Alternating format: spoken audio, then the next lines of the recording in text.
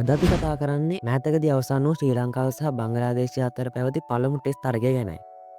මේ තරගය ජය පරාජයෙන් තොරව අවසන් වුණත් ක්‍රිකට් ඉතිහාසයට එක් වූ සුවිශේෂී සිදුවීම් කිහිපයක්ම මේ තරගයේදී අපට දැක ගන්නට ලැබුණා. 2025 ජූනි 17 වෙනිදා ගාල්ල ජාත්‍යන්තර ක්‍රිකට් ක්‍රීඩාංගණයේදී ආරම්භ වූ මෙම තරගය දින 5ක් පුරා පැවති උණුසුම් සටනකින් පසුව ජූනි 21 වෙනිදා ජය පරාජයෙන් තොරව අවසන් වුණා. මේ තරගය 2025-27 ICC ලෝක ටෙස්ට් ශූරතාවලියේ එක් කොටසක් ලෙස ක්‍රියාත්මක වූ නිසා එහි ප්‍රතිඵලය ලකුණු සටහනටත් වැදගත් වුණා. මේ තරගය ශ්‍රී ලංකා ක්‍රිකට් ඉතිහාසයේ සන්ධිස්ථානයක්. ඒ ශ්‍රී ලංකාවෙන් බිහි වූ විශිෂ්ට දුංගිරාව ක්‍රීඩකයෙක් වූ ඇන්ජලෝ මෙතිස්ගේ ජාත්‍යන්තර ක්‍රිකට් පිටියේ අවසන් තරගය වූ නිසා තරගයේ අවසානයේ ඔහුගේ කණ්ඩායමේ සගයන් ඔහුව පිටිය වටා කර තබාගෙන ගෙන ගිය අයුරු දගන්න ලැබුණා.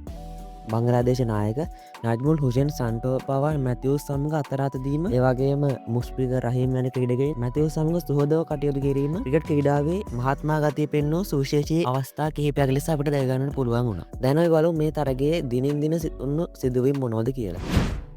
පළමු දිනේදී කාසියාවාසයේ දිනාගත් බංගලාදේශ කණ්ඩායම මුලින්ම පන්දුවට පහර දීමට තීරණය කළා. කෙසේ වුවත් ඔවුන් ලකුණු 45කට කඩලා 3ක් දෙවී ගොස් අසීරු අඩයකට පත් වුණා.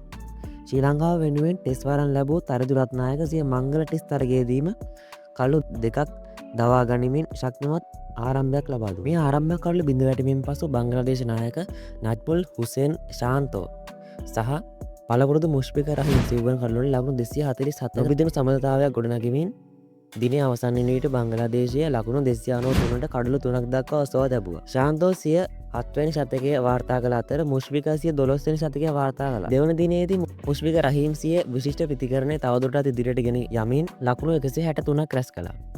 ඔහු ලිටන් ඩාස් සමග තවත් වැදගත් සමතාවක් ගොඩනැගීමට සමත් වුණා. බංගලාදේශය පළමු ඉනිම සඳහා ලකුණු 495ක් රැස් කරමින් දැවන්ත ලකුණු සංඛ්‍යාවක් වාර්තා කළා. ශ්‍රී ලංකා පන්දියවන්නන් අතරින් අසිත පනාලට කඩලු 4ක් සහ මිලාන් රත්නායක සහ තරිදු රත්නායක අතරේ කඩලු 3 බැගින් බෙදී ගියා. බංගලාදේශය 458ට කඩලු 4 සිට 484 වන විට කඩලු 9ක් දක්වා කඩලු 5ක් ලකුණු 26ක් තුළ දවා ගැනීමට ශ්‍රී ලංකා පන්දියවන්නන් සමත් වුණා. තෙවන දිනේදී ශ්‍රී ලංකාව සිය පළමු ඉනිම සඳහා ලකුණු 485ක් රැස් කළා. පැතුම් නිස්සංග සිය වෘත්තීය දිවියේ හොඳම ටෙස්ට් ලකුණු සංඛ්‍යාව වාර්තා කළා. ඒ පන්දු 256 තුළ ලකුණු 187ක් රැස් කරමින්.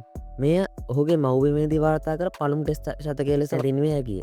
ඔහුගේ ඉනිම අලංකාර පහර 4 පාරවල් 23කින් සහ එක් 6 පාරකින් සමන්විත වුණා. දිනේෂ් චන්දිමා ලකුණු 54ක් සහ ඇන්ජලෝ මැතිව්ස් ලකුණු 39ක් රැස් කරා. දිනේ අවසන් වන ශ්‍රී ලංකාව 368ට කඩලු 4ක් ලෙස ප්‍රබල ස්ථානයක හිටියා. සිව්වන දිනේදී ශ්‍රී ලංකාවේ පළමු ඉනිම ලකුණු 485කට අවසන් වූ අතර බංගලාදේශයට ලකුණු 10ක සුළු පෙරමුණක් ලබා ගත්තා. බංගලාදේශය සිය දෙවන ඉනිම ආරම්භ කළ අතර දිනේ අවසන් වන විට ලකුණු 187කින් ඉදිරියෙන් සිටියා. ෂඩ්මන් ඉස්ලාම් ලකුණු 70ක් ලබාගත් අතර නායක ශාන්තෝද මෙහිදී නැවතත් ලකුණු 4ට පිවිසු. බංගලාදේශයේ දෙවන ඉනිමේදී වේගයෙන් ලකුණු රැස් නොකිරීම සහ ශාන්තෝ දෙවන ශතකය සඳහා වැය කළ කාලය තරගයේ ජය පරාජයෙන් තොරව අවසන් වීමට හේතු ප්‍රධාන සාධකයක් වුණා. ඔවුන්ට ජයග්‍රහණය සඳහා ප්‍රමාණවත් කාලයක් ඉතිරි කර ගැනීමට අවශ්‍ය නම් වඩාත් ආක්‍රමණශීලී විය යුතු 5 වන දිනේදී වර්ෂාවේතයෙන් උදෑසන සැසී මිනිත්තු 80කට සීමා වුණා. බංගලාදේශය කඩලු 6කට ලකුණු 285ක් ලබා සිටියේදී සිය දෙවන ඉනිම අත්හිටුවා. ශ්‍රී ලංකා කණ්ඩායමට ජයග්‍රහණය සඳහා ලකුණු 296ක ඉලක්කයක් ලබා දුන්නා. තරගය නතර කරන විට ශ්‍රී ලංකාව කඩලු 4ක් දැවි ලකුණු 72ක් ලබාගෙන සිටියා. කමුදු මෙන්ඩිස් නොදවි ලකුණු 12ක් සහ නායක ධනංජය නොදවි ලකුණු 12ක් ලබාගෙන සිටියා. තයිජුල් ඉස්ලාම් ශ්‍රී ලංකා දෙවන ඉනිමේ කඩලු 3ක් දවා ගත්තා.